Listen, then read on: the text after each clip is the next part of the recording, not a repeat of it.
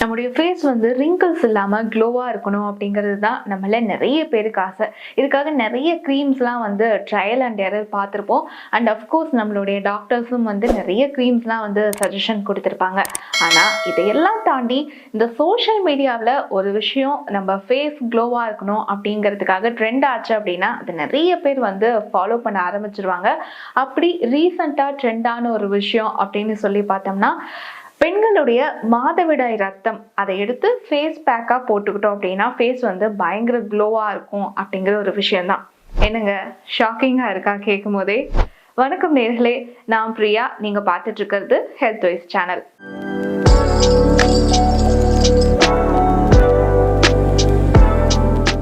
இந்த ஷாக்கிங்கான ஸ்டேட்மெண்ட் அப்படிங்கிறது எந்த அளவுக்கு உண்மை? சப்போஸ் இந்த மென்ஸ்ட்ரல் பிளட்டை எடுத்து நம்ம ஃபேஸ் மாஸ்காக போட்டுக்கிட்டோம்னா அதில் ஏதாவது சைடு எஃபெக்ட் வருமா? இல்லை நிஜமாலுமே இந்த ஸ்டேட்மெண்ட் அப்படிங்கிறது உண்மையா? இந்த விஷயங்கள் எல்லாமே நம்ம பேசுறதை விட ஒரு எக்ஸ்பர்ட் பேசினா கரெக்டாக இருக்கும் இல்லையா? ஸோ அதுக்காக நம்ம கூட ஆகாஷ் ஃபெர்டிலிட்டி சென்டர் அண்ட் ஹாஸ்பிட்டலுடைய டாக்டர் ஜெயராணி காமராஜ் ஜாயின் பண்ணியிருக்காங்க. அவங்க என்ன சொல்கிறாங்க அப்படிங்கிறத இந்த வீடியோவில் பார்க்கலாம். அனைவருக்கும் வணக்கம். I am doctor Jayarani Kamaraj, குழந்தையின்மை மற்றும் பெண்கள் நல மருத்துவர். மென்ஸ்ட்ரல் பிளட் மாஸ்கிங் அப்படின்ற மாதிரி உங்களுடைய மாதவிடாய் வருகிற ரத்தத்தை எடுத்து முகத்தில் ஒரு ஃபேஸ் பேக்காக போட்டுட்டா உங்கள் முகம் இளமையோடு பொலிவோடு இருக்கும் அப்படின்னு நிறைய சோஷியல் மீடியாலையும் டிக்டாக்லையும் நிறைய பேர் ஒரு வைரலான வீடியோவை போட்டிருக்காங்க. இதை பார்த்து பலரும் இதை நம்பி தங்களுடைய மென்ஸ்ட்ரல் பிளட் எடுத்து ஃபேஸில் போட்டால் நம்மளுடைய முகம் பொலிவாகும். ஸோ இது எப்படி பொலிவாகும்? இல்லை என்னென்னலாம் அவங்க மென்ஸ்ட்ரல் பிளட்ல இருக்குது? இது சரியானதா? ஒரு காலத்தில் மென்ஸ்ட்ரல் பிளட் பட்டாலே அது பெரிய சூதகம், அது வந்து ஒரு பெரிய தவறான விஷயம். அந்த காலத்தில் உறவு கொள்வது தவறு, அது உறவு தவறானது அப்படின்னு சொல்லி ஒதுக்கி வச்சுருந்தாங்க. அந்த காலத்தில் வந்து மாதவிடாய் இந்த காலத்துலேயும் கூட பல குடும்பங்களில், பல ரிலீஜனில், பல கல்ச்சரில் ஒரு மென்ஸ்ட்ரேஷன் அப்போ ஒரு பெண்ணானவள் தொடத்தகாதவள், தீண்டத்தகாதவள், அந்த தீட்டு கழிஞ்ச பிறகுதான் அவங்கள வீட்டுக்குள்ளே கூப்பிடணும் அப்படின்ற நிலையில் இன்றைக்கும் பெண்களை இந்த காலகட்டத்தில் ஒதுக்கி வைக்கிற சமூகங்களும் இருக்குது. ஆனால் அந்த மாதவிடாயான அந்த மென்ஸ்ட்ரல் பிளட்டை ஃபேஸில் போட்டு இது ரொம்ப உகந்தது அப்படின்னு சொல்கிறது பெண்ணான நமக்கு வந்து இதை பாராட்டத்தக்க விஷயமா இருக்கலாம். ஆனால் ஏன்னா மாதவிடாய்க்கு தள்ளி வைத்த பெண்ணை இன்னைக்கு வந்து அந்த மென்ஸ்ட்ரல் ஃப்ளூயிடே புனிதமானதான எடுத்து போடுற அளவுக்கு வர்றதுங்கிறது ஒரு பெண்ணாக, அதுவும் முக்கியமாக பெண்கள் முன்னேற்றத்துக்காக எண்ணுகிற ஒரு மருத்துவராக இதை நம்ம பாராட்டுறேன். ஆனால் இதோடைய விஞ்ஞானம் என்ன இருக்குன்றதை பார்க்கணும். எந்த ஒரு விஷயத்தை நம்ம செய்கிறதுக்கு முன்னாடி அதோட சயின்டிஃபிக் பேசிஸ் என்ன, ஏன் அதை நம்ம செய்யணும், ஏன் அதை செய்யக்கூடாது என்பதை யோசிக்கணும். ஒரு பெண்ணுக்கு மாதவிடாய் காலத்தில் ஒதுக்கி வைப்பது என்பது தவறான விஷயம். ஏன்னா அந்த பெண்ணுடைய உடல் ரீதியான ஃபிசியாலஜி அதுதான். ஒரு பெண்ணுக்கு மாதவிடாய் வருது, ஒரு ஆணுக்கு விந்து வருது. இதெல்லாம் வரக்கூடிய விஷயம், இயற்கையாக நடக்கிற விஷயம். உங்கள் வாயில் எச்சி சுரக்குது, உங்களுடைய யூரின் போகுது, கண்ணில் கண்ணீர் வருது, இதெல்லாம் வந்து இயற்கையான சுரப்பிகள். அதே மாதிரி ஒரு பெண்ணுக்கு இயற்கையாக நடக்கிற விஷயம். இந்த இயற்கையான நடக்கிற விஷயத்த ஒரு ஒதுக்குவான விஷயம் தள்ளி வைக்கிறதுங்கிறது சரியான விஷயம் இல்லை. பெண்ணுக்கு அந்த நேரத்தில் அவங்களுக்கு ப்ரொடெக்ஷன் கொடுக்கணும், அவங்களுக்கு வந்து ரெஸ்ட் கொடுக்கணும், அவங்களுக்கு ஒரு டயர்டாக இருப்பாங்கன்றதுக்கு அவங்க ரெஸ்ட் கொடுக்கலாம். ஆனால் ஒதுக்கி வைத்து நீ தீண்டத்தகாதவன்னு சொல்கிறது தவறான விஷயம். ஸோ அதை வந்து நம்ம கண்டிப்பாக விஞ்ஞான ரீதியாக தவறுன்னு நம்ம சொல்கிறோம். ஆனால் அதே மென்ஸ்ட்ரல் ஃப்ளூயிட் எடுத்து முகத்தில் போடுறது எனக்கு ரொம்ப பெருமை தர்ற விஷயம். நான் நினைக்கலான்னா அது விஞ்ஞானம் இல்லை. அந்த மாதவிடாய் ஃப்ளூயிடுங்கிறது ஒரு நல்ல மென்ஸ்ட்ரல் ஃப்ளூயிட்.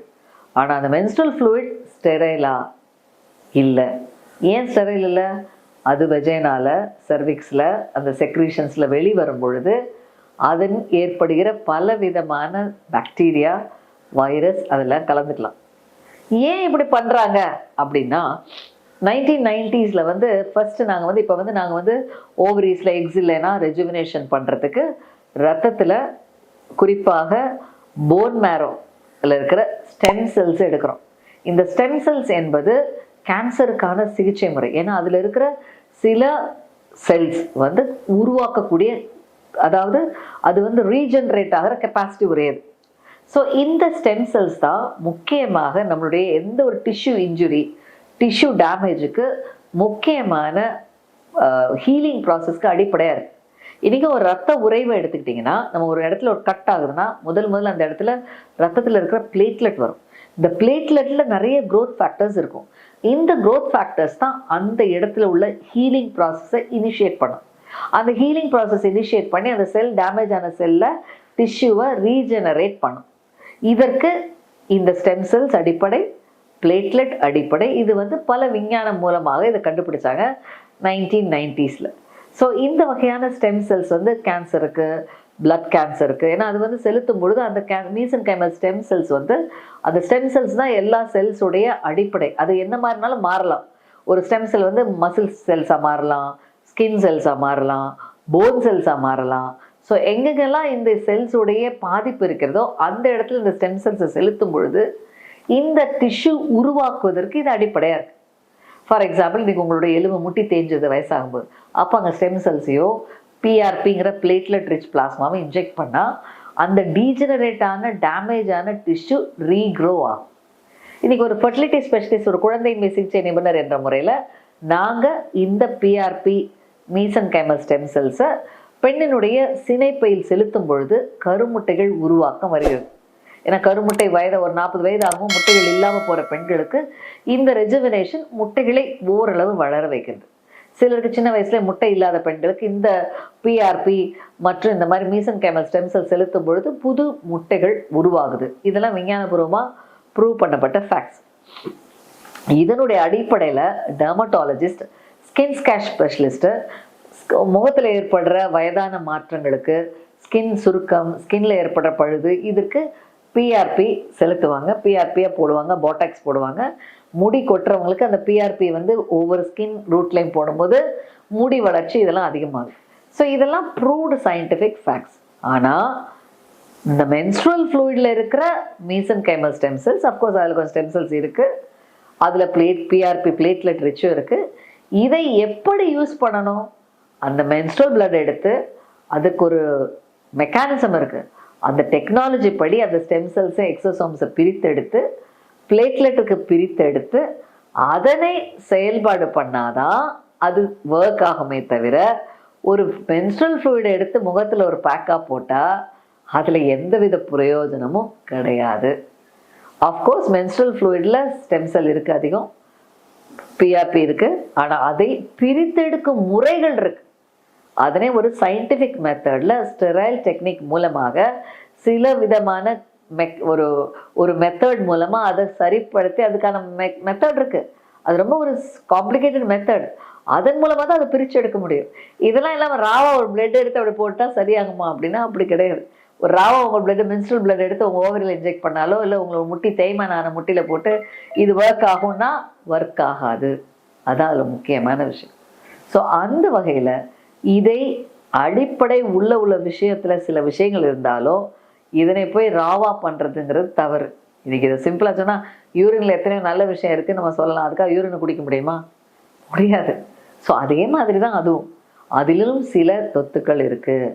முக்கியமாக நீங்கள் தெரிஞ்சுக்க வேண்டிய விஷயம், இன்றைக்கி இளவயது பெண்கள் தான், இளவயது யங்ஸ்டர்ஸ் தான் இந்த விஷயங்கள்லாம் வைரலாக போகும். எல்லாத்தையும் செஞ்சு பார்க்கணுன்ற ஆர்வம் வரும், ரிஸ்க் எடுக்கிறதுக்கான தைரியம் இருக்கும். இதை ஒரு தவறான முறையாக அதை எடுத்துப்பாங்க. அவங்களுக்கு என்னென்னா இதை செஞ்சு பார்ப்போமே, என்னென்ன பண்ணுவோமே அப்படின்னு யாராவது சோஷியல் மீடியாவில் போட்டால் எல்லாரும் செஞ்சு பார்த்து தாங்களும் ஒரு சோஷியல் மீடியாவில் போஸ்ட் போடணும்னு தான் நினைக்கிறாங்க. இது தவறு.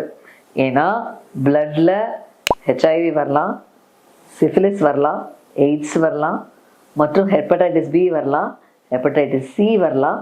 இன்னும் வைரல், பாக்டீரியல் எல்லா தொத்துக்களும் அந்த பிளட்ல இருந்து உங்கள் ஃபேஸில் பரவி உங்களுக்கு வியாதிகளை கொடுக்கலாம். ஸோ இதெல்லாம் தெரிந்து கொள்ளுங்க. இது தெரியாமல் போய் எதை போட்டுட்டு நாளைக்கு ஒரு வியாதியோடு வாழ்க்கையே தொலைச்சிடாதீங்க.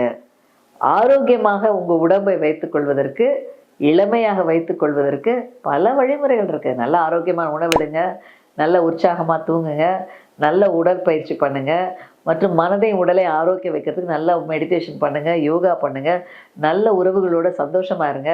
இவை அனைத்து உங்களை எப்பயுமே இளமையாகவும் சந்தோஷமாக வைத்துக்கொள்ளும். இதுவே உங்கள் இளமைக்கு சந்தோஷம் கொடுக்கும். அஃப்கோர்ஸ் இதுக்கும் தேவைன்னா உங்கள் ஸ்கின் டாக்டரை போய் ஏதாவது ஒரு வியாதி இருக்குன்னா அதை சரி செய்து கொள்ளுங்கள். தேவையில்லாத இந்த தவறான பழக்க வழக்கங்கள் கண்டிப்பாக தொத்துக்களை உருவாக்கும்.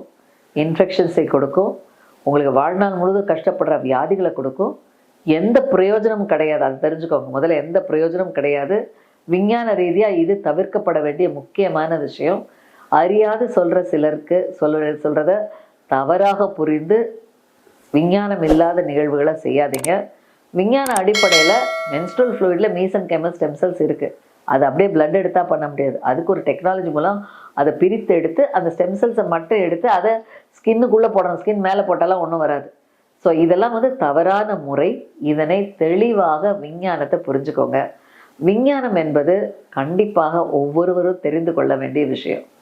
தவறாக விஞ்ஞானத்தை பயன்படுத்துவது, விஞ்ஞான பேரில் ஒரு தவறான காரியத்தை செய்வது உங்கள் உடல் ஆரோக்கியம், எதிர்கால ஹெல்த் எல்லாத்தையும் பாதிக்கும். கண்டிப்பாக இந்த மென்ஸ்ட்ரல் பிளட் மாஸ்கிங் ஒரு தவறான விஷயம். இதனை பார்க்குற நேயர்கள் தெரிஞ்சுக்கோங்க.